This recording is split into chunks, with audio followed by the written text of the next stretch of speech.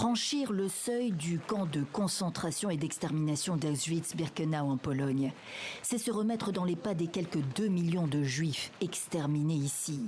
La solution finale, planifiée et organisée par l'Allemagne nazie, extermination à l'échelle industrielle, quelques 6 millions de juifs au total tués pendant la Seconde Guerre mondiale. En ce jour annuel du souvenir de la Shoah et de la mémoire des victimes, des rescapés ont fait le pèlerinage en famille ou avec des amis. Beaucoup par devoir, comme ce Polonais de 89 ans. En tant que témoins de la Shoah, nous avons une obligation de transmission aux jeunes. Malheureusement, beaucoup de gens ont oublié l'Holocauste et des milliards d'autres disent que ça n'a jamais eu lieu. Et je dis à ceux-là, venez ici avec moi, à Auschwitz, à Treblinka, à Majdanek ou dans le camp que vous voudrez. C'est là que sont les preuves. La lutte contre l'oubli et le négationnisme, jamais gagnée, alors que les survivants des camps disparaissent les uns après les autres et que d'autres tragédies ont lieu.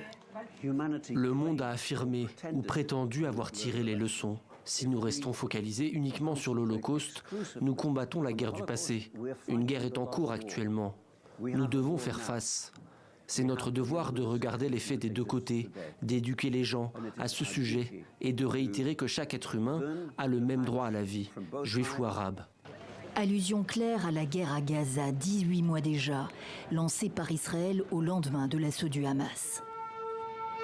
Faire entrer la guerre à Gaza dans l'enceinte d'Auschwitz, déplacé pour beaucoup. Pourtant, à la traditionnelle marche des vivants ce jeudi se sont joints d'anciens otages à Gaza et leurs familles. Je n'aurais jamais imaginé traverser un nouvel holocauste. Quand ils ont kidnappé mon petit-fils, Omer, il est resté 505 jours aux mains du Hamas. Je comprends ce qu'éprouvent les familles de ceux qui ne sont pas rentrés.